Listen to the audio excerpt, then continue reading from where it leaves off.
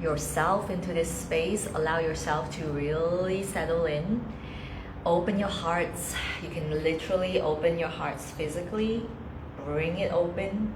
Squeezing your shoulder blades back, opening the front of your heart. Let your chest be wide open as though you're receiving the sun. Yeah. And then just take a deep, deep breath right into your belly, all the way in. And exhale. Dropping your diaphragm. Allowing your tailbone to sink all the way in. Let the tailbone, the very tip of your tailbone, just really elongate. Imagine the tip drifting all the way in, penetrating the earth and elongating to reach the very heart of Mother Earth. Allow yourself to be connected with the heart of Mother Earth.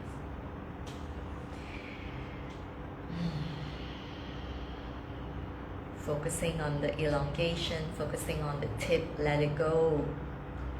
Let it go and see how long it can grow and how far it can travel. Keep allowing yourself to sink deeper and deeper. Don't be afraid to let yourself go. Keep breathing. Don't forget to breathe. And as you do so, as you focus upon this beautiful heart center, you will start to feel your spine rising. Allow the spine to rise as though there is something a few inches above the crown of your head, pulling you very gently up. So your tailbone is still intact, but your spine is following the light beyond the crown of your head. So allow your spine to rise all the way up. Feel both ends of your body.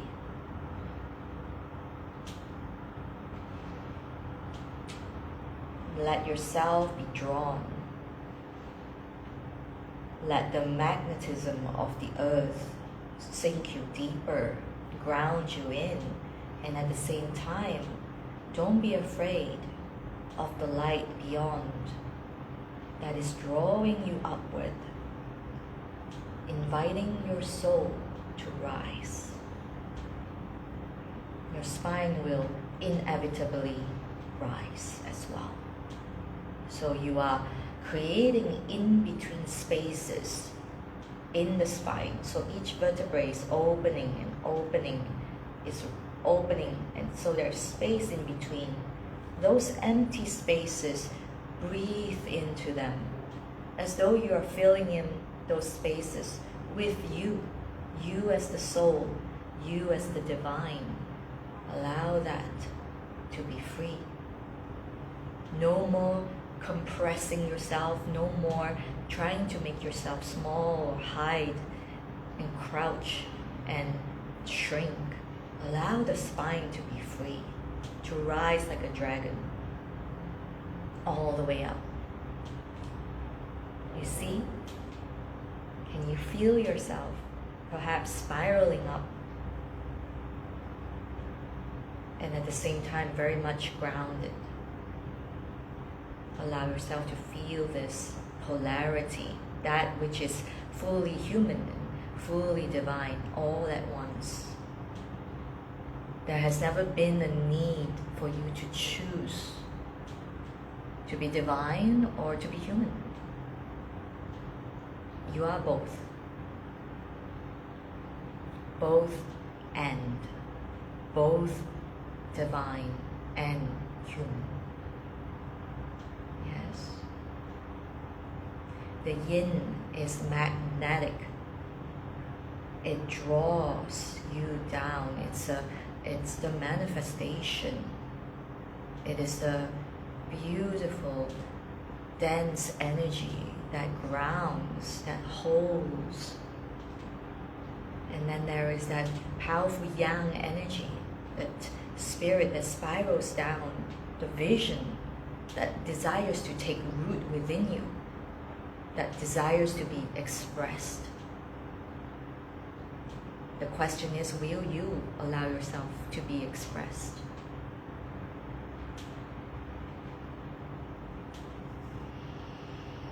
Okay, give you a few more minutes to feel this energy.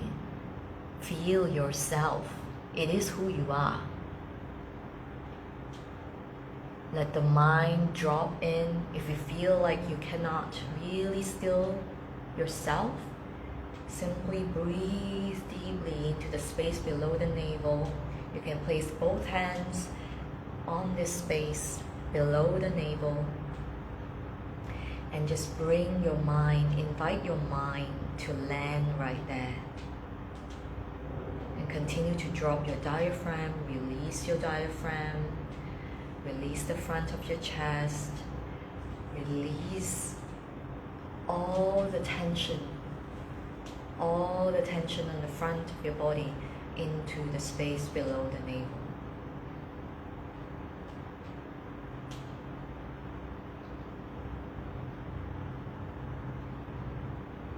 Very good. Very good.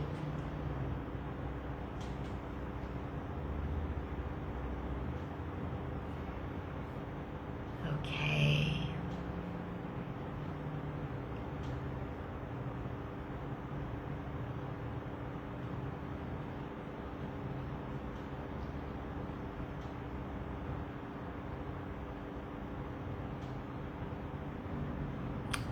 So allow yourself to open your eyes very gently now. Opening your eyes. And set the intention for your higher self to be present, fully present. Not disregarding your human self, but just allowing the higher self to be present. This space is safe. All parts of you is invited to join us. No parts is left behind. Please know that.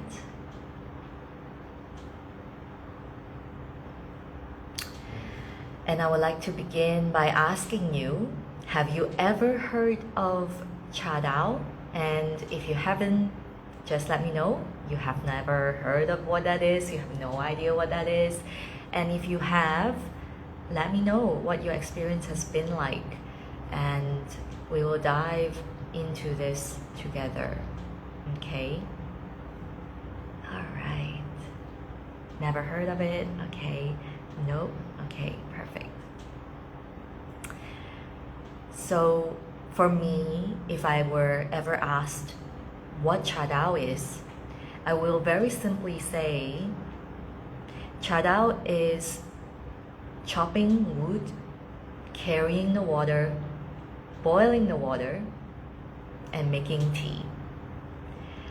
That is the essence of Cha Dao. And I want to really not challenge, but sort of bring in this conversation of spirituality.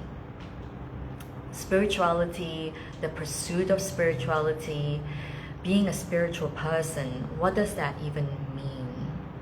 And do you recognize the moments when your spiritual ego, or that very old belief of having to achieve, having to prove, having to chase, having to become something or someone to be worthy, is sneaking into your spiritual practice?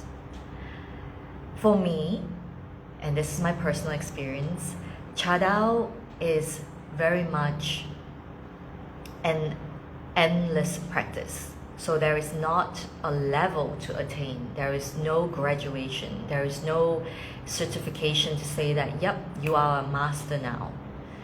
Yes, there are technicalities of learning how to make really good tea, refining your skill, quite like Qigong, right? I'm sure you've heard of Qigong or yoga, where yes, you will have transformation, you will feel the transformation, but as you deepen into it, eventually what you will actually experience, as with all spiritual practice, you eventually realize that there's never actually something to achieve.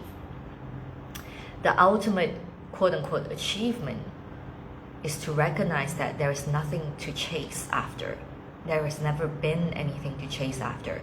If there is ever a voice within you that constantly tells you there's more to attain, you have to learn more, you have to be better, you have to be the best. Has anyone felt that way? Raise your hands if you do. And this is not to say if it's right or wrong, but let me know. The more you're able to converse with me, the more you're able to share with me, the more I can serve you, the better I can serve you. And this is again, better. What does that even mean? Every second, Jay, yes. Cornelia, Kylie. I was brought up to believe I had to be better than everyone else. Yes, same. Yeah, I had an upbringing where, in fact, I've been told all my life when I was growing up that you have to be better, otherwise you snooze, you lose, right? Has anyone heard that before? You've got to keep going, otherwise you'll be like the hare who slept under the tree. You lose out to the tortoise, right? So let's go back to Cha Dao a little bit here. Let's backtrack a little bit. Cha Dao, a lot of things about Cha Dao, it comes from a very, very ancient plant that we know of today as tea. But I want to bring you back to a time when tea was literally a tree that had no name. In a great sea of forests, a great sea of trees, a forest of trees. This tea is simply a tree that stood in a forest. And on a very serendipitous day, a farmer, a herbalist, a man who is a farmer, herbalist, and also the emperor, his name is Shen Nong. So if you directly translate it, it means divine farmer. I don't know why I keep getting lipstick on my teeth, so I'm just gonna clean it up if I ever spot it, by the way. But that's live. Okay, let's go back to Shen Nong here. So when Shen Nong was in the forest, and he's something like a Chiron character, if you are familiar with Chiron, he's like the wounded healer in astrology, in our cosmos. And he loves the herbs, he likes to analyze herbs, he's very good at finding the medicine for every ailment that you can ever think of. And Shen Nong is a very similar character like that. And he was in the mountains, going through the trees and the forest, and he was looking at all the mushrooms, the herbs, all of the things, and he was figuring out, this is interesting, this could be for this ailment, this could be for rebalancing this deficiency, and so on and so forth. And after a couple of hours of doing so, he started to feel a little bit fatigued, so he rested under a tree.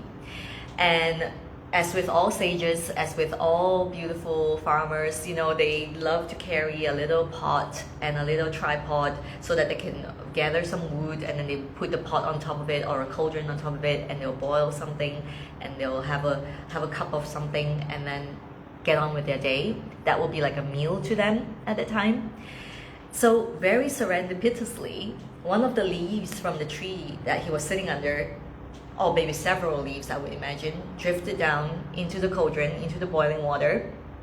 And when he picked it up, when he scooped it up and he put it into his bowl and he drank it, he declared this as the empress of all herbs. And it was just such a beautiful beginning to how tea started to come into the hands of civilization, to the world that we are today.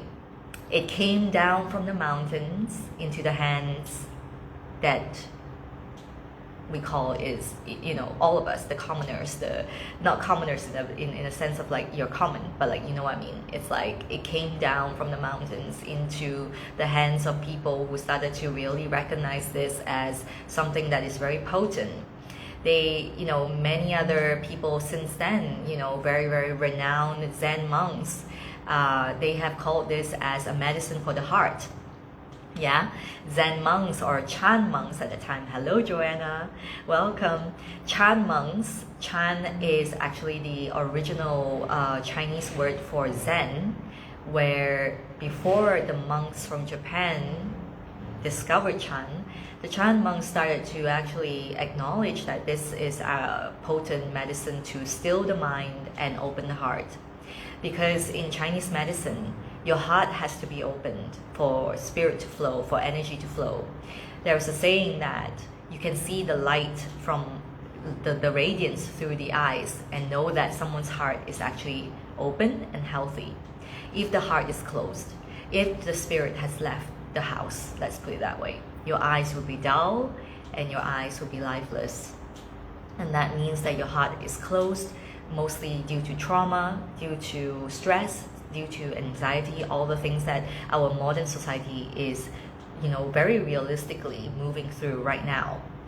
And this is why it's so important to understand that even in ancient times, there were a lot of things that are today, in today's world, not new anymore. It's not new to us. But there's a lot for us to learn and for a tradition to stay alive, and my emphasis is stay alive. It has to be able to connect with the current way of living. Otherwise, it's just a ritual that is dead, right? People oftentimes say, I don't like rituals because, I don't know, it just doesn't mean anything and we're just doing it for the sake of doing it. Why do they say that? Because they don't understand the meaning behind it. They don't understand how it relates to the modern way of living. They don't understand how it can be part of who we are, right? So that's why Cha Dao, in so many ways, is still very much alive in today's world, because tea is very relatable. If you drink tea as a beverage and you feel the calmness, you feel the quietude. Hello, beautiful ones. Welcome. If you still feel the calmness, the quietude, how many of you drink tea and you say, you know what, I like to brew myself a cup of tea at the end of the day. I like to brew myself a cup of tea in the office hours because it calms me down while I'm working. You are already experiencing the medicine of tea. In a lot of ways, she's already working her way through you. So as we talk about Cha Dao, we are actually going one step further into the practice of Cha Dao, because it is now a part of your spiritual practice. And as I move into that, it is important for me to emphasize that when I say spiritual practice or a spiritual being, like most of you are probably, when you're here and listening, you're probably very, very spiritual. You have your own spiritual practice. You have your prayers, your rituals, your routines, your ceremonies, perhaps. When I say a spiritual practice or being spiritual, I really want you to I want to invite you at least to begin to know that spirituality is in everything. Spirit is in everything. The divine is expressed through everything and everyone, including the grouchy cashier that you met, including the driver who cursed you, including washing the dishes, including chopping wood, carry water, make tea.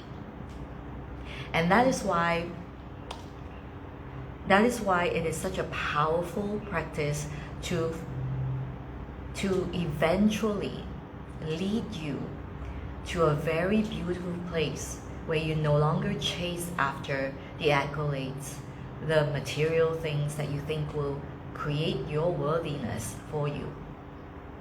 Because it is a practice that allows you to understand what it means to be who you authentically are. How many of you dare to admit that you are having maybe, when you're going through a rough patch, when you are having a bad day? How many of you feel that, oh no, I can't have this bad day, because then it will ruin my spiritual practice. I'm not supposed to feel bad, maybe, right? Or that when we talk about being better than something, when we are having a bad day, or we are going through a phase where we don't know exactly what we are doing anymore, where we are going through a phase where maybe it's even your dark night of the soul, right? I want to congratulate you if you are moving through that right now, or you have moved through it. You will actually see, if you have really, really, really surrendered to it, you will eventually see that when you see yourself, you begin to be aware of those moments when you are being something else for the sake of being something else. And you will eventually see that, I am pretending to be something because I want to put on a front, I want to put on a facade, I want to show the world how good I am, I want to show the world that I'm the best. But what is the byproduct of doing that? The byproduct of doing that is this endless chase. This endless chase to be the best, to be better. And now I'm not saying that, oh, then, you know what? I'm just gonna let go and I'm gonna chill, Netflix, do whatever. I don't need to refine my art. I don't need to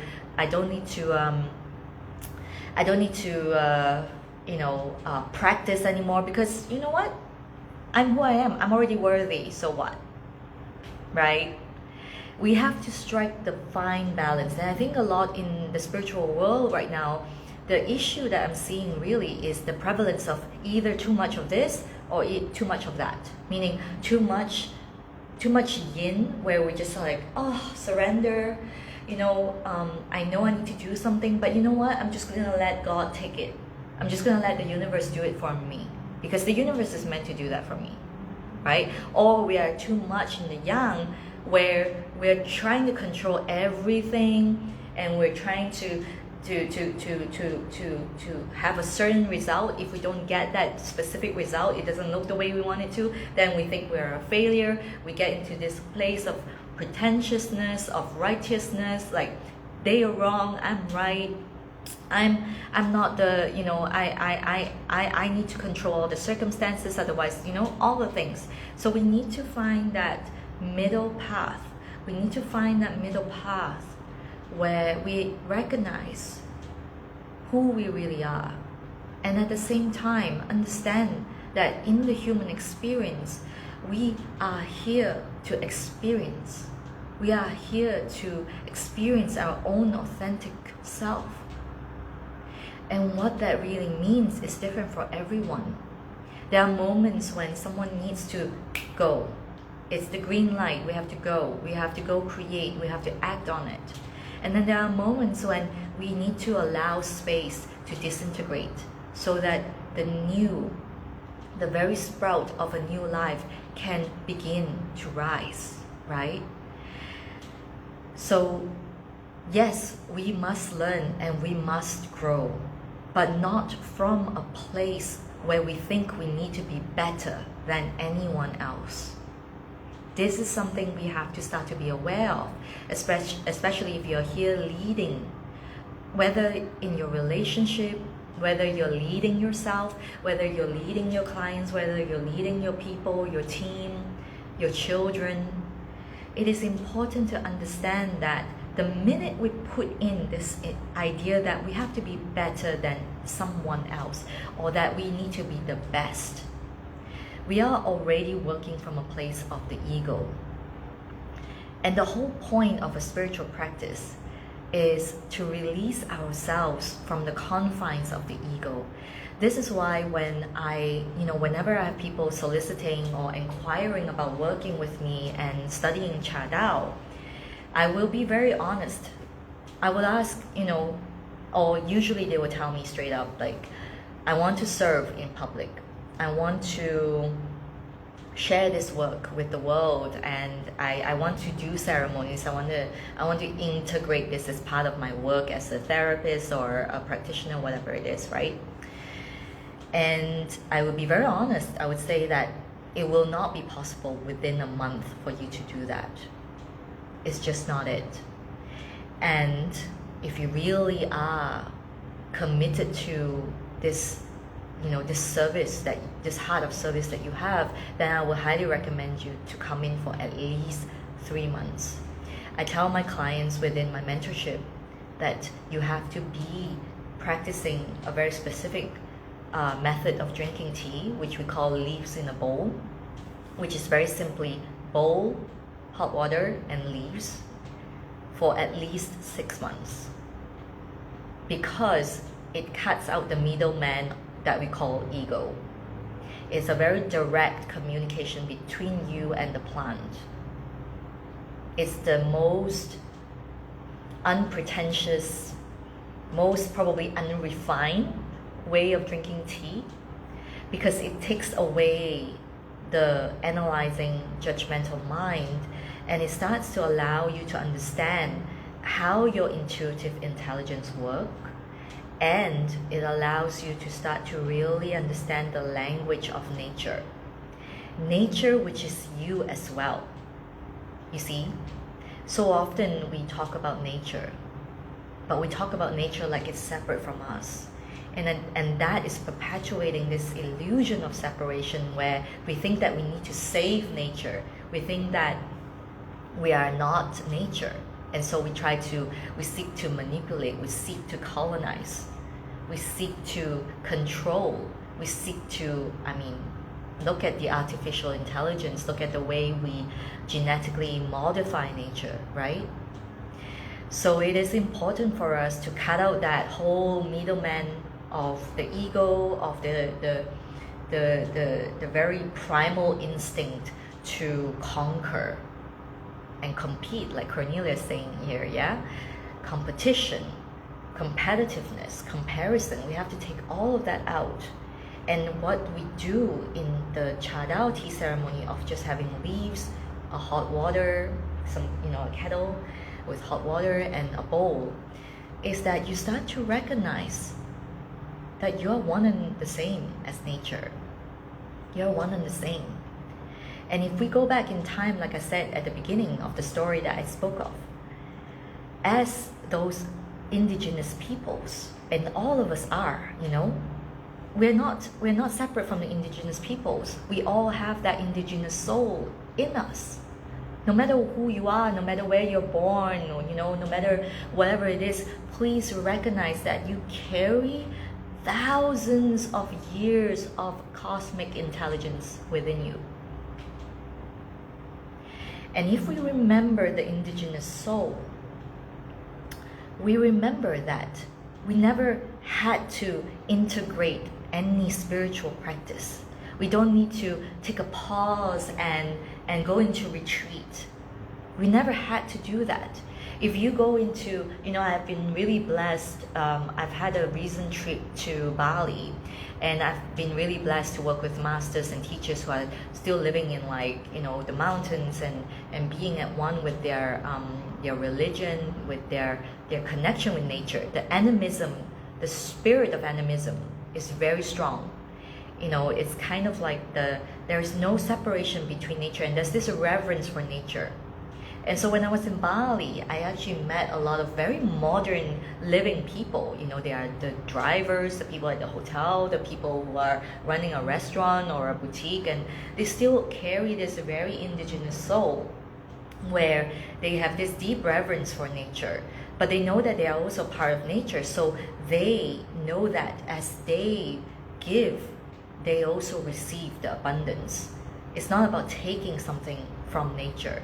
It's about fully being part of this ecosystem, right?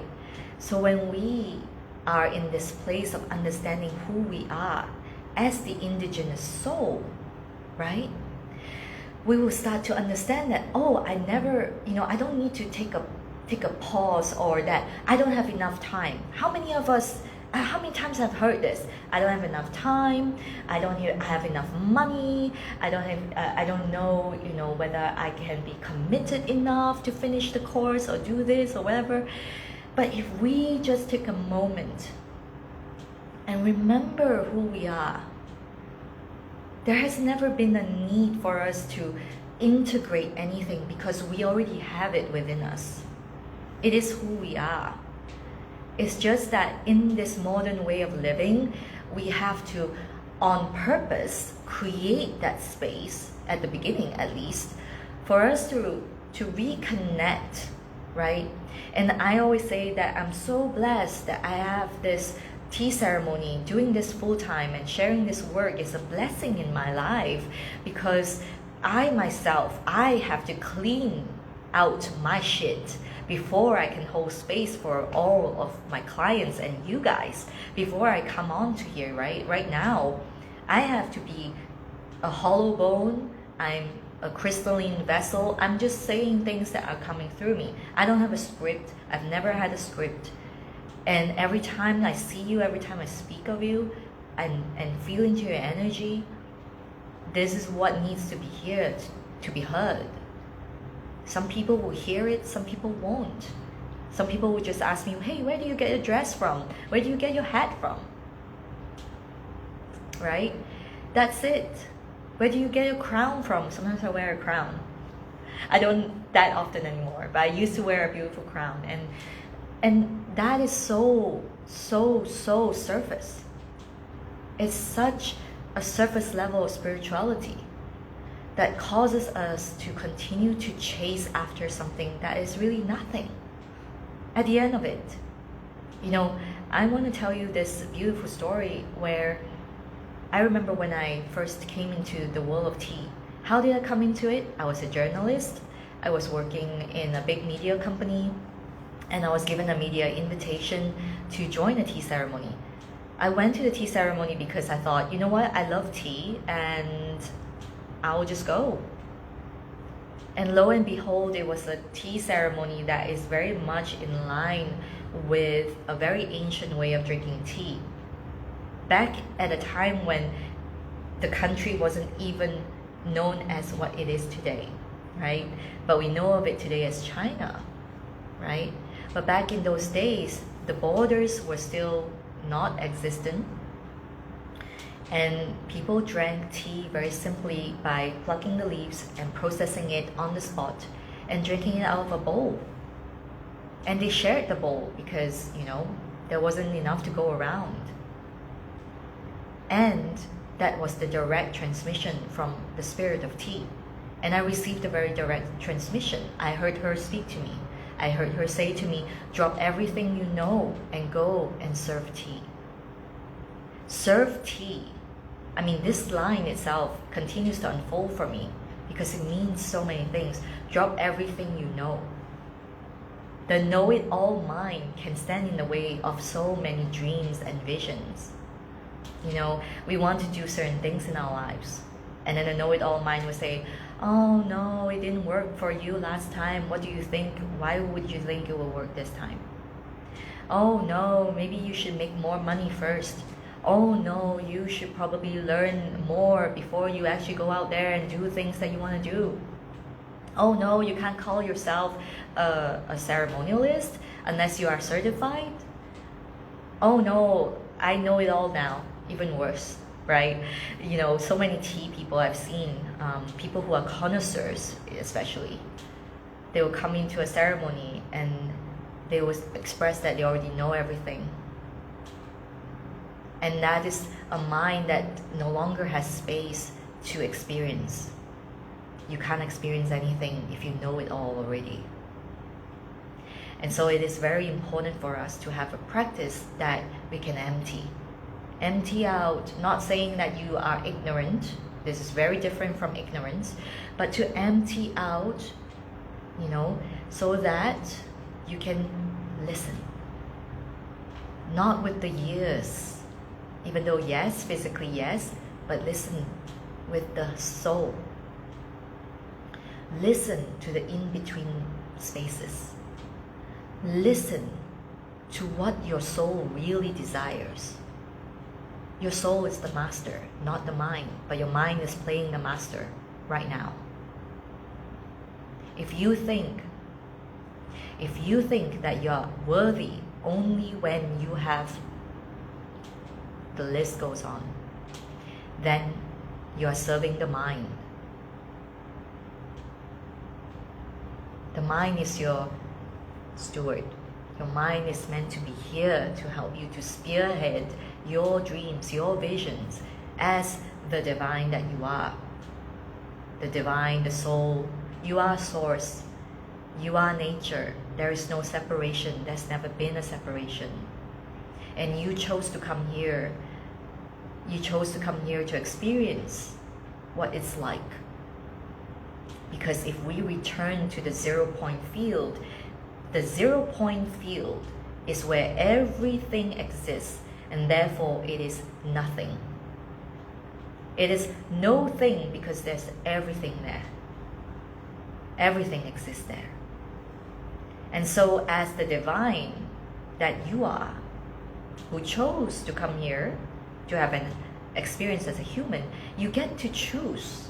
Okay, I want to be this. I want to experience this. Choose and go. The problem is the mind gets in the way.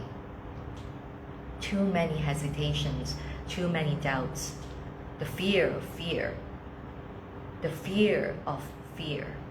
When truthfully, wisdom of fear. Fear holds wisdom. And yet so many people, they're so fearful of fear that they don't actually find out what's behind fear. If we can see through the illusion of fear, if we can see through the illusion of scarcity, if we can see through the illusion of unworthiness, we can find deep, deep wisdom within. And wisdom can only come when it is embodied. You can read all the books.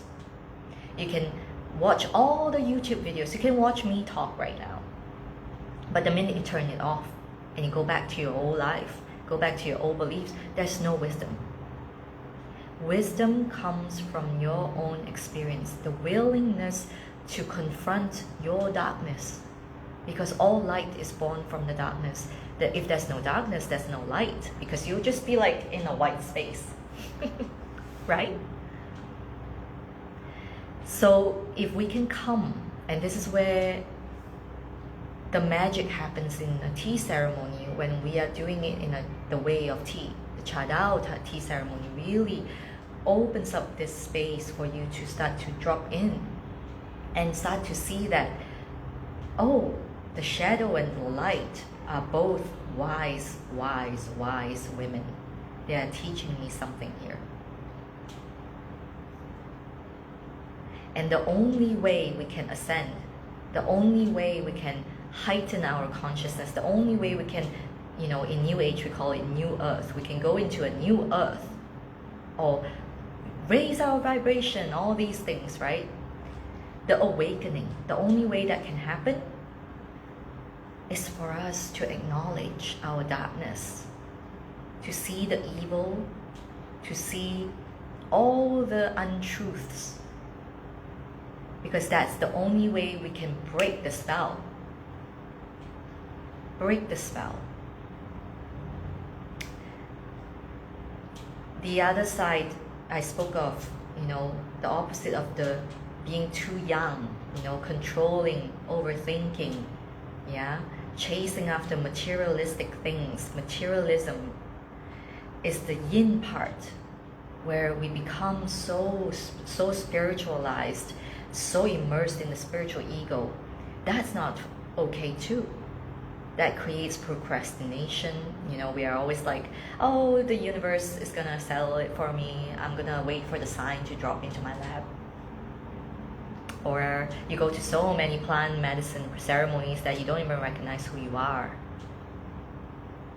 Yes? Not saying they're bad things, but finding the balance is key. Yeah? And that is where I oftentimes feel that with the Cha Dao practice, we are coming to the tea space, whether you're in a proper ceremony or you're just sitting with tea in meditation. We are doing this every day, every moment, beyond the ceremonial space. We are doing it when we're washing our dishes. We are doing it when we are with our children. We are doing it when we are communicating with our loved ones. We're not just keeping it in a meditative space or in the church or in the temple. No. I have a very personal story I can share where my grandfather, my dearly beloved grandfather, he's one of the ancestors who work with me very, very closely. He has the most beautiful heart, and he used to have beautiful hobbies. He would love tea. He would have this hobby of taking beautiful photographs of the moon and nature, and he loves to trim his bonsai. He has a beautiful Japanese garden. But he passed away from a heart attack, and the heart attack was brought on because he got so angry and upset with a co-worker. And he was there in the office on his own. He was overworking because he wanted to earn more money. That's one of the generational wounds that I have to really confront. In our Chinese society, it's a lot about working really, really hard in order to earn money. And he passed away from a heart attack when I was very young. I was probably 8 or 9 at the time. And I always feel that he was gone too soon.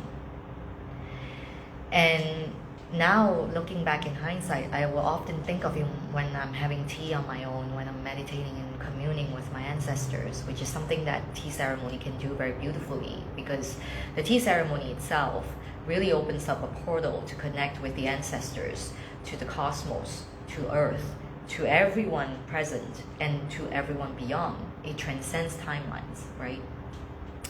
I oftentimes feel his spirit telling me that you've got to embody the way.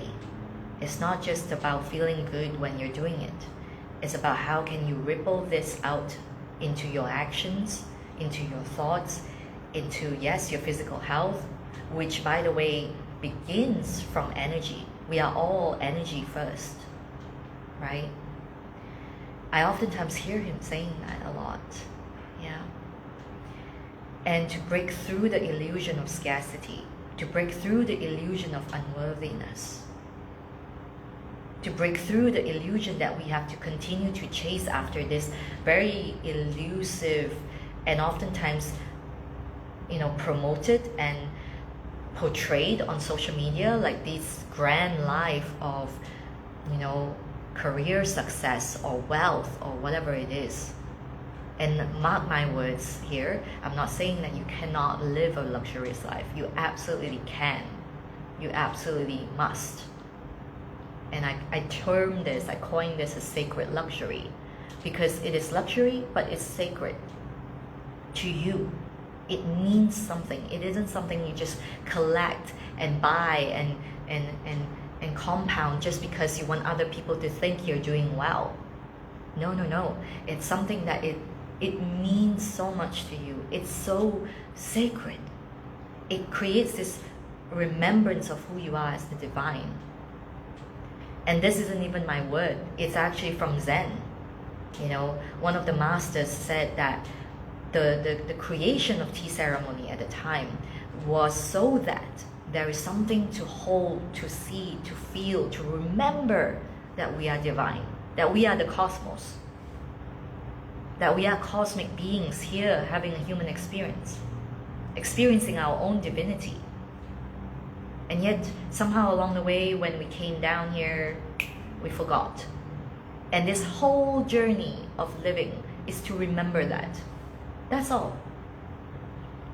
To remember that we are divine. So, what are you not doing today? Or what are you still chasing?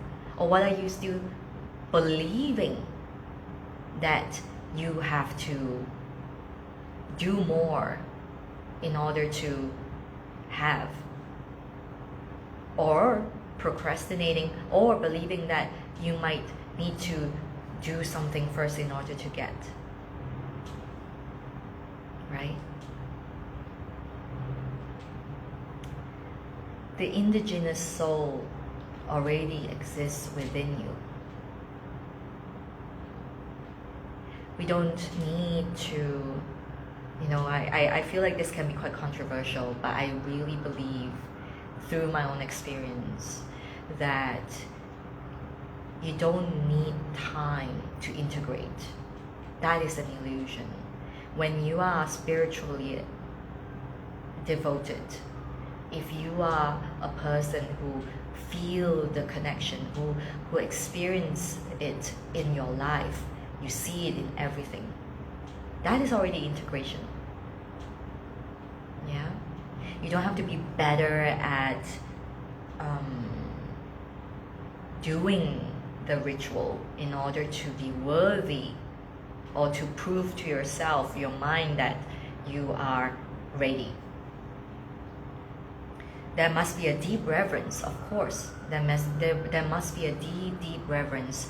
It's like almost like a very humbling experience, to really say that, you know what, there's always something there that I don't know yet, and I am so ready to be led by Spirit. And when Spirit shows me the way, I don't question.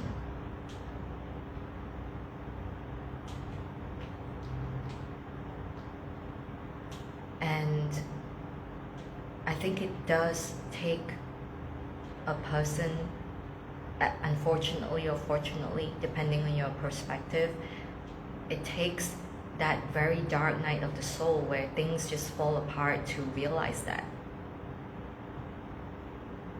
But it doesn't have to be that way. It really doesn't. If you are in that space, and this is why I feel like it's so important to say this, if you have a space where you're walking with someone, a mentor, if you have a community, a brotherhood, a sisterhood, a community where everyone is going through this in this very humbling experience. It's not about being, we are spiritual and so they are not, and so we are higher and they have to catch up with us. It's not that. It's about really understanding that as we grow in this spiritual journey, we are always being challenged as they are challenged in their own way. These people who are still awakening, let's put it that way, right? And we are here to serve, but first and foremost, can we be honest with ourselves? Can we do this for ourselves first? Humbling journey of surrendering to source, surrendering that know-it-all mind.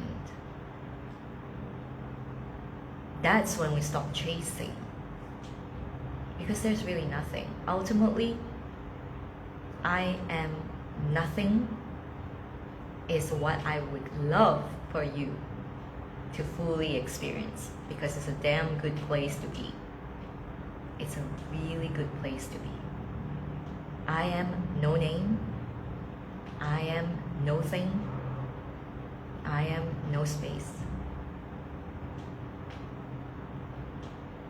I love this question, Stephen. All right, I'm going to read it out loud. How do you transfer the energy from the Cha Dao process to the people in the room? Is it in a meditating state or with add intention thought? I think you mean adding intention or thought to the tea, or just your love and your passion for tea. So in the tea ceremony, what happens before the tea ceremony and after the tea ceremony also counts. So this is a process that I teach and I go into in mentorship inside Cha Dao for the multidimensional woman, or in the Tea Mystic Collective, which is a membership that you can come in and cancel anytime if you want. The energy is when we come into a tea ceremony, I will start with an activation. So there is already an energetic space that's being created. I call it a sacred geometry. I can see it in my own eyes. Doesn't mean that you have to see it, you don't have to, but you will feel it. It is a very clear, crystalline space where the transmission can come in fully and clean, very clean. I'm not in the way. I'm not rushing the process. I'm not questioning you. I'm not placing a lot of teachings and trying to convince you or make you understand. I allow that spaciousness because I trust that you will receive exactly what you need in that moment, in that space. And it requires a beautiful relationship. That's why mentorship, it's not a one-off thing. It's a mentorship, it's a journey, it's a place of full trust between both of us. Okay?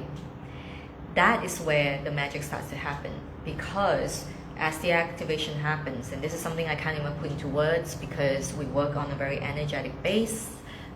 We work to open up the cosmos in you and outside of you, and we enter through the eye of the needle, and we enter through into that place that I spoke of, the 0-point field, unified field. Maybe you've heard of that word. Source. You become one with source. And tea is a beautiful interpreter, transmitter of this energy. Not only do we work with a ceremonial grade tea, because that helps a lot, but that needs to be something that we must speak of. But first and foremost, your spirit has to be here. You have to cut out the mind first to feel the tea. Then we will get into the technicalities. Then we will get into the process. So, in short, it is a trance state, I would say.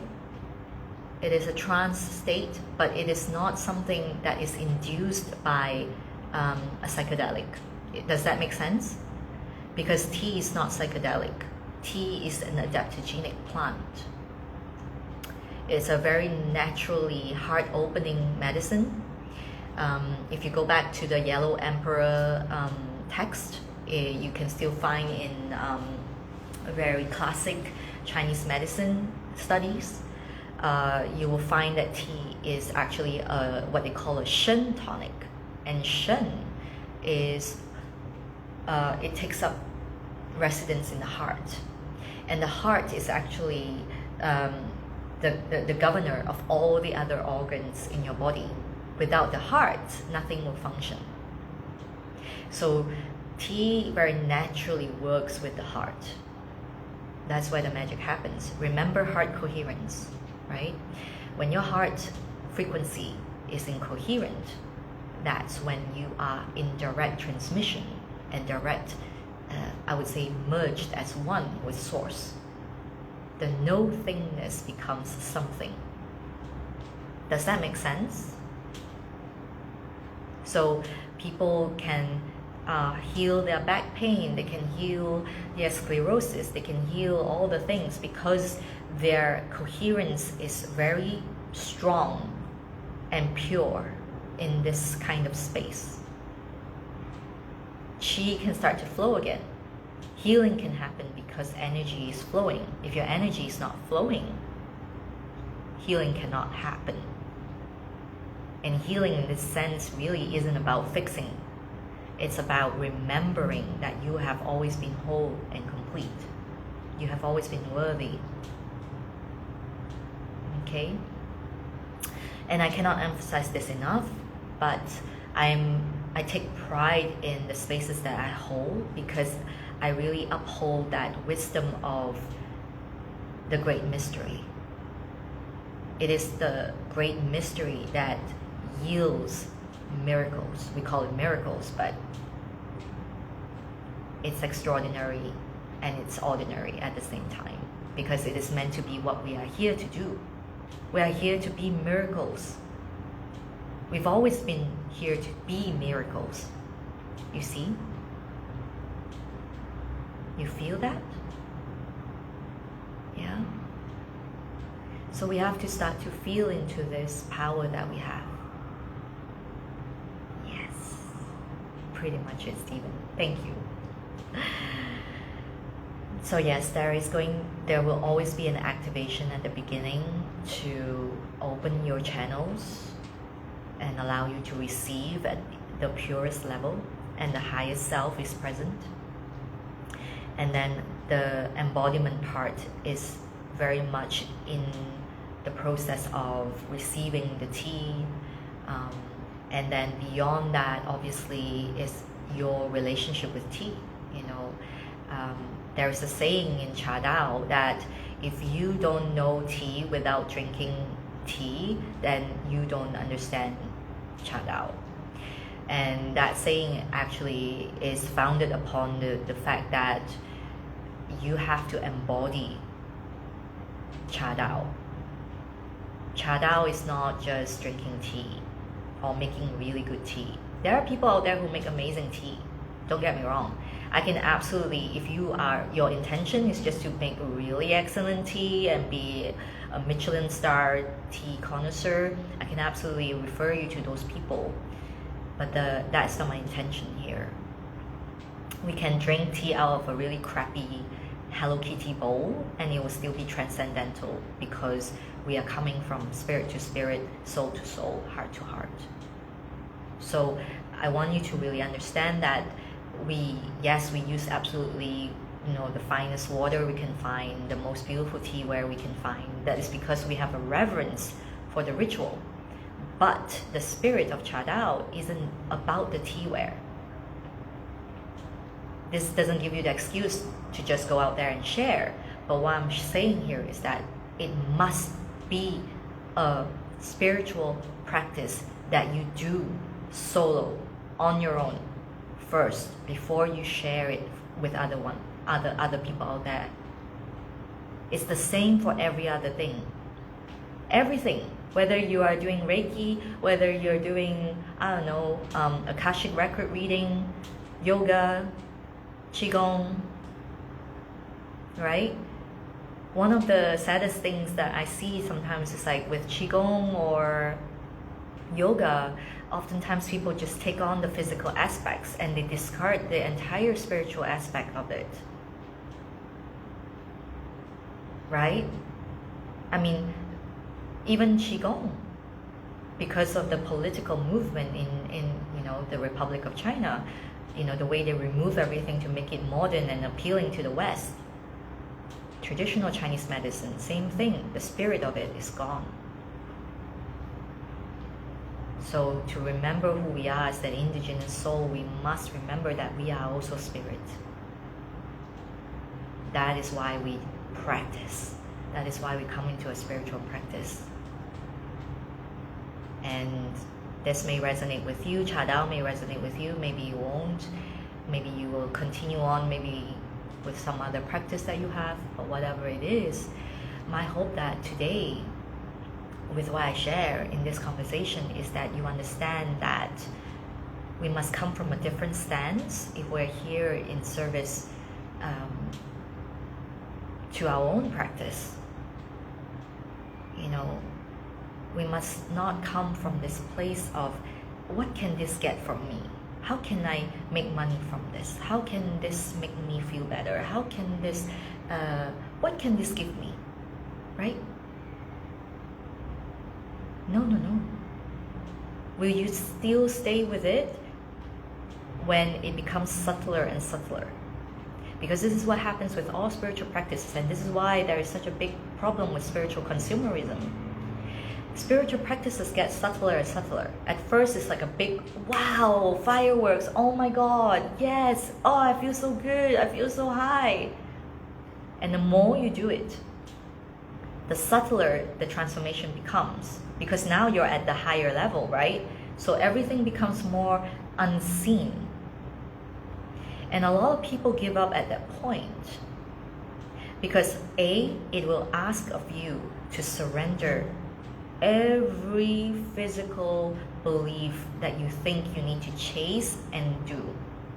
And secondly, it will become subtler and subtler. So no more big fireworks, maybe once in a while. right? I don't know. But there are moments that I still get like, oh my god, this was so fucking amazing. And then most of the time right now for me, because I have done this for a couple of years now, it's very subtle. It's a very subtle movement, a very subtle tweak, a very subtle message. Because now you have heightened your consciousness, you should be aware, more sensitive to these things. It doesn't have to be a big firework. It doesn't have to be a big drop or a big break. And that's where the question remains as, will you continue? Or will you start to seek out for the next shiny object? Right? So I want to wrap up here and say thank you so much for staying on, for being here. I really appreciate you. I hope this really served you. And I want to thank you all. If you have any questions, I will take a pause right now. Please leave it in the comment section. If you feel more comfortable, you can send me a DM. Best thing to do is on my Instagram, because sometimes I miss it on Insight Timer. So Instagram is the best place to find me. You can find it in the link in my bio. Thank you so much, Cornelia. Thank you, Maria. Thank you, Stephen, Nancy, Kylie, Francesca. Oh my gosh, thank you. Yes, so all my love to all of you, and please stay in touch. And until the next time, I really hope that we get to share tea together. And yeah, blessings.